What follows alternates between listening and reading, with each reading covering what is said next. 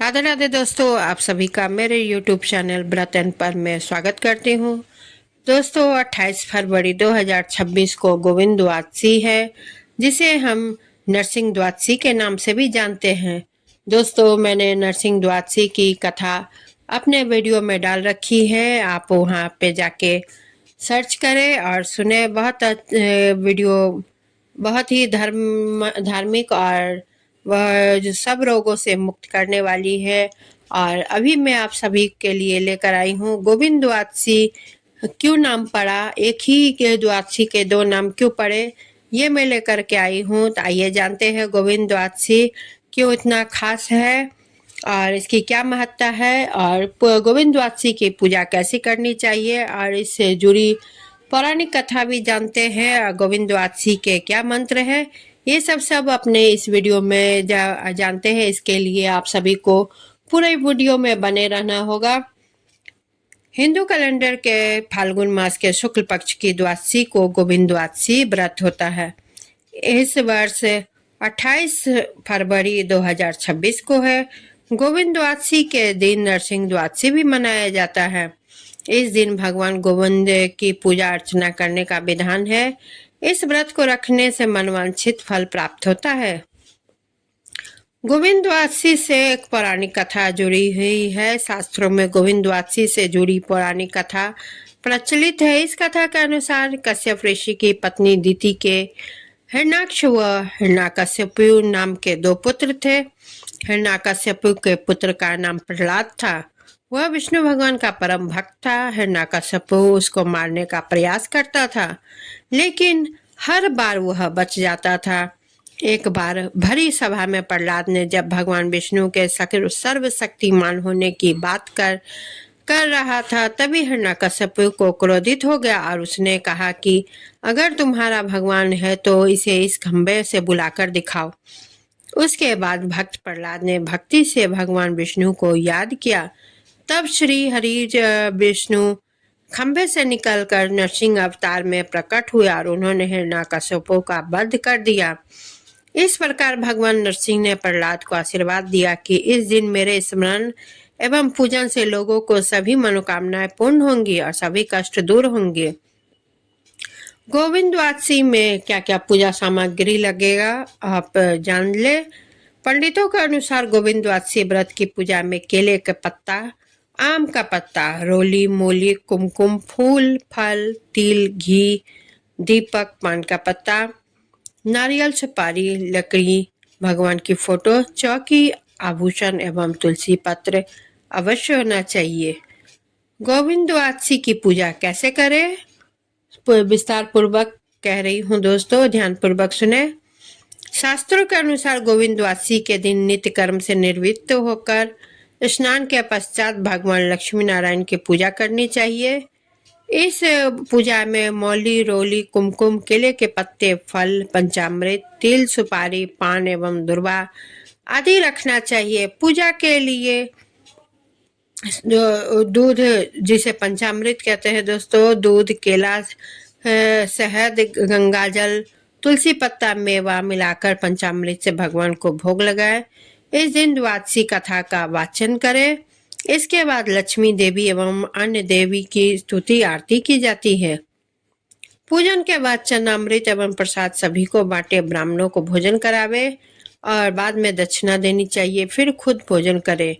इस दिन अपने पूर्वजों को तर्पण भी करना विधान होता है।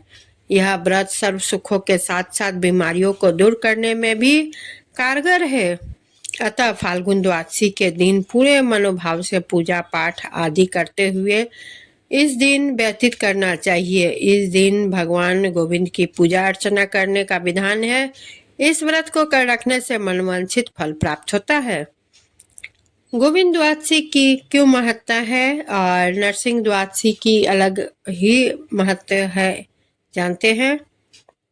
गोविंद द्वादशी व्रत से भक्तों की सभी मनोकामनाएं पूर्ण होती है तथा सभी रोग और कष्ट दूर होते हैं। पंडितों के अनुसार इस दिन व्रत रखने से पितृदोष शांत होते हैं तथा किसी प्रकार का धन अभाव मतलब धन की कोई अभाव नहीं रहती है। आर्थिक स्थिति सही बनी रहती है। पूजा के बाद गोविंद द्वादशी कथा जरूर सुननी चाहिए। पूजा अर्चना के बाद ब्राह्मणों को भोजन कराकर दक्षिणा देनी चाहिए। यह व्रत भी धन्य धन एवं सुख से परिपूर्ण करने वाला है, रोगों से को दुष्ट दूर करने वाला, आरोग्य को बढ़ाने वाला है, जिसे गोविंद द्वादशी के नाम से जाना जाता है। इस द्वादशी को भीम द्वादशी और तिल द्वादशी भी कहा जाता है। इसके व्रत के मानव जीवन में समस्त रोग आदि छूट जाते हैं, अतः अंत में वैकुंठ धाम की प्राप्ति होती है। गोविंद द्वादशी की ऐतिहासिक पौराणिक कथा एक इस प्रकार है दोस्तों। इस व्रत को भगवान भीष्म को बताया गया था और उन्होंने इस व्रत का प्रथम पालन किया था, जिससे इसका नाम भीष्म द्वादशी व्रत हुआ। इसकी विधि एकादशी के समान ही है।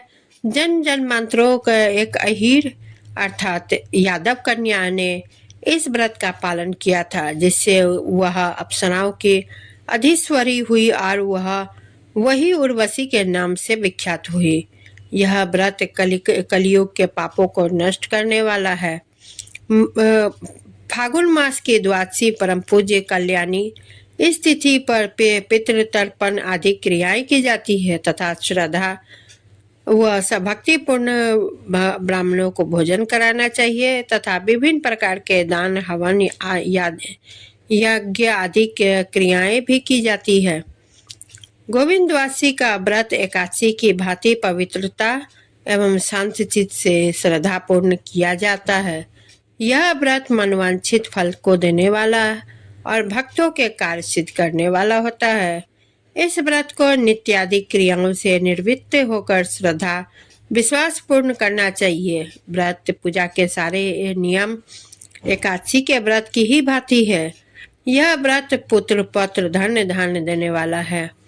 अब जानते हैं पूजा के नियम किस प्रकार करना चाहिए। गोविंद द्वादशी प्रातःकाल स्नान के बाद संध्या वादन करने से पश्चात खडोपचार विधि से लक्ष्मी नारायण भगवान की पूजा करनी चाहिए। ब्राह्मणों को भोजन कराने के उपरांत स्वयं स्वतः भोजन करना चाहिए। संपूर्ण व्रतों को भगवान लक्ष्मी नारायण को अर्पित कर देना चाहिए और संपूर्ण घर परिवार सहित अपने कल्याण धर्म अर्थ मोक्ष की कामना करनी चाहिए। तो दोस्तों गोविंद द्वादशी की कथा आप सभी को कैसी लगी कमेंट जरूर करें, वीडियो को लाइक शेयर करें और चैनल को सब्सक्राइब जरूर करें। नोटिफिकेशन बेल को ऑन रखें, क्योंकि नोटिफिकेशन बेल अगर आपने क्लिक नहीं किया है तो कोई भी नई वीडियो की नोटिफिकेशन आप तक नहीं पहुंचेगी, इसलिए उसे क्लिक करना जरूरी है। और आप सभी को मुझे पूर्ण विश्वास है मेरी यह कथा आप सभी को अच्छी लग रही होगी। इसके साथ